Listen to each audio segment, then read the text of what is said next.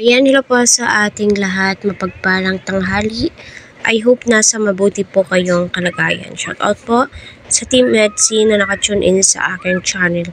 So, dito nga po, ay reels po ito dito sa Facebook, at napagkamalan nga po si Etsy at saka si Edo at saka si Beyonce na magjowa nga po dito, kasi iba po yung closeness po nila, iba po yung sweetness po nila, ika nga po ni Kalingap Dad, so patuloy po nating suportahan si Kalingap Rab, Kuya Val, at ang buong team Kalingap.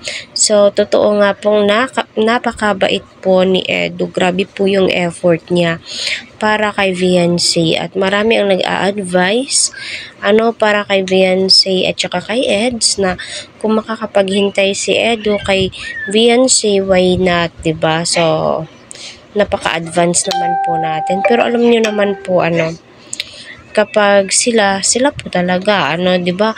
Kasi iba po talaga yung saya na naibibigay po nila sa atin, especially yung kilig po ay hindi po talaga nakakasawa at hindi po nakakaumay, kapag sila yung pinapanood. Although lahat naman po ng Kalingap serie ay may kanya-kanya pong strategy, 'di ba? So, panoorin muna natin 'to. Grabe talaga si Beyonce. Yung mga reels na naman yan. Beyonce ko po at si Kuya Ito ko po. Kami ngayon po.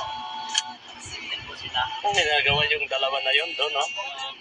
Ala. Para mag-jowa. Parang may jowa, may sarili pang service yan. Ay, oo nga. Ay, walang sila sa kotse. Ang talo lang, ang talo pa ang mag-jowa. Ano pa mag-jowa? Paano kumapin yan si Edo sa kamay kakapit? Ano ginagawa yung dalawa nga doon, no? Bakit nandun sila, dalawa sila? Ayun, no? Si Edo? Oo, nagde-date. Bakit doon lang sila nakatayo? Pa-dentist. Ay, pa-dentist pala doon. Grabe po makamili. Grabe, oh. Ang ganda talaga ni Beyonce ito, no? Bagay sila, no? Bagay.